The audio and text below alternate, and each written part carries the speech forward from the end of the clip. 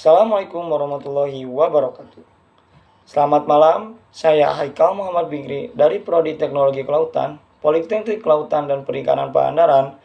Video ini diajukan untuk memenuhi tugas pertemuan ke-13 mata kuliah Pancasila yang mana diampu oleh Bapak Rijal Fahmi, BAMPD, selaku dosen. Di sini saya akan membacakan berita tentang kompleks masalah banjir di Jakarta dari masa ke masa. Ternyata, kota Jakarta sudah identik dengan banjir sejak dulu kala. Sejak era penjajahan, banjir sudah menjadi permasalahan di ibu kota. Saat jumlah penduduk masih sedikit dan sampah belum menggunung, Jakarta sudah berjibaku dengan bencana banjir. Apalagi saat ini, ketika jumlah penduduk DKI Jakarta sudah padat, bantaran sungai kian mencuat, serta tumpukan sampah kian banyak, permasalahan banjir pun semakin kompleks. Kini, dengan jumlah penduduk lebih dari 11 juta orang dan luas wilayah 6.062,33 km persegi, kepadatan mencapai lebih dari 16.882 jiwa kilometer persegi. Jakarta adalah kota terpadat di Indonesia. Tingkat kepadatan penduduk DKI Jakarta lebih jauh di atas rata-rata kepadatan penduduk Indonesia yang hanya 141 jiwa per kilometer persegi. Hasil dari proyeksi penduduk tahun 2020 dibagi dengan luas daratan Indonesia. Berdasarkan analisis risiko bencana yang dilakukan oleh Badan Penanggulangan Bencana Daerah atau BPBD, Provinsi DKI Jakarta, salah satu ancaman bencana yang dihadapi oleh warga negara Jakarta adalah banjir. Sementara itu, banjir di DKI juga bisa disebabkan oleh luapan air sungai. Sekitar 13 sungai yang melintasi DKI Jakarta yang bermuara di Teluk Jakarta dapat meluap apabila terjadi hujan dengan curah tinggi di hulu sungai Jawa Barat dan Banten, yaitu Bogor dan Tangerang. Selain luapan sungai, hujan lokal di wilayah DKI Jakarta juga menjadi penyebab genangan atau banjir di beberapa titik. Air hujan itu mengisi saluran air atau drainase dan titik cekung.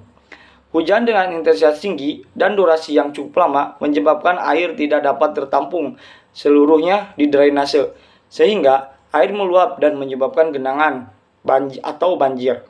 Kemudian, rob atau air laut pasang di wilayah pesisir utara DKI juga berpotensi menyebabkan banjir atau rob.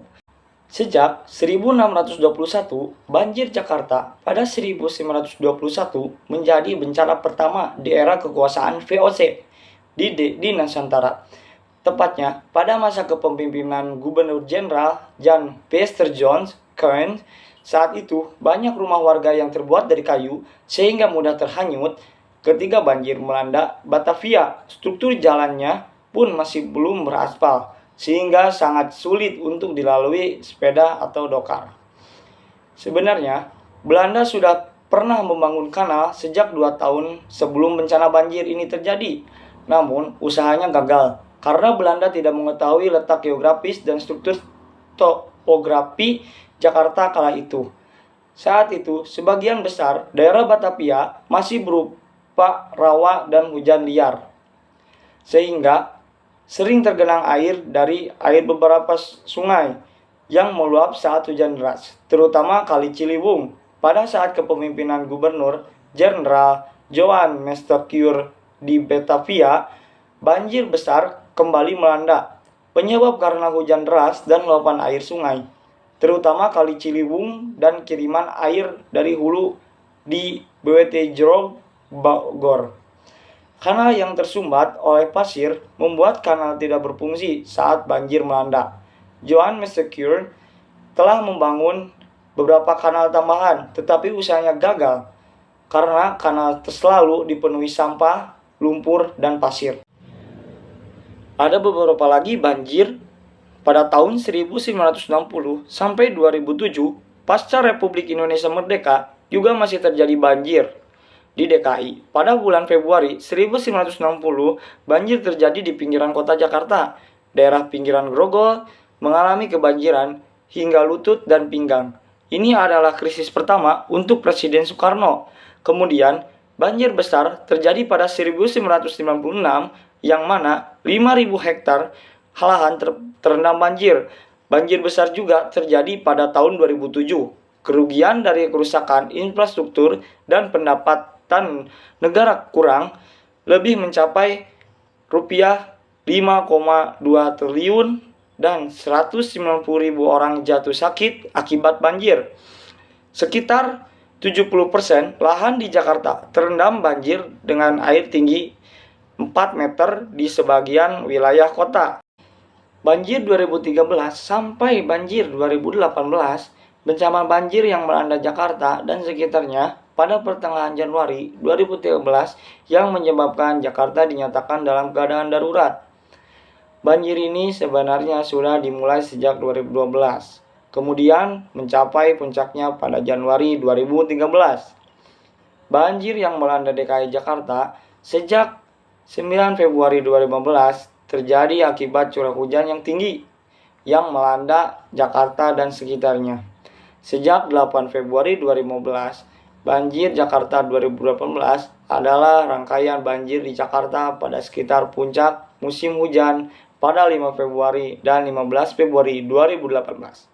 Perbaikan sistem drainase dan respan pada tahun-tahun sebelumnya telah membuat banjir di Jakarta periode tahun 2016 hingga 2018 berkurang, namun masih merendam sebagian Jakarta Timur, Barat, Utara, dan Pusat.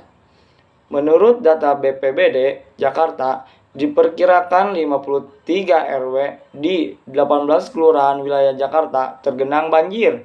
Banjir ini menyebabkan 11.824 warga DKI mengungsi. Pada 2020, Jabodetabek juga dilanda banjir.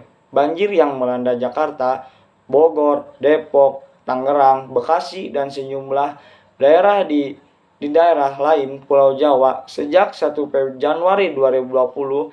Banjir terjadi akibat curah hujan tinggi yang melanda Jakarta dan sekitarnya. Sejak 31 Desember 2019 sore sampai malam tahun baru 2020. Upaya Pemprov DKI memitigasi banjir, pemerintah Provinsi DKI Jakarta dari masa ke masa dengan berganti-ganti gubernur tidak pernah luput dari upaya untuk menyelesaikan persoalan banjir ini. Permasalahan yang sangat kompleks ini terus menjadi perhatian hingga kini. Jajaran Pemprov DKI Jakarta pun melakukan berbagai upaya untuk memitigasi bencana banjir, sehingga tidak terdampak besar terhadap warga. Upaya pencegahan banjir tentu tidak bisa dilakukan sendiri oleh pemerintah. Warga juga diharap bisa turut bekerja sama dengan pemerintah. Salah satu upaya yang bisa dilakukan warga adalah dengan menjaga kebersihan kali, sungai, dan saluran air. Itu bisa membantu pemerintah dalam menjalankan tugas membersihkan dan mengurangi terjadinya banjir. Sekian yang saya dapat sampaikan tentang banjir di Jakarta dari masa ke masa. Untuk itu, kita harus menjaga kebersihan dan lingkungan untuk membantu pemerintah. Assalamualaikum warahmatullahi wabarakatuh. Selamat malam.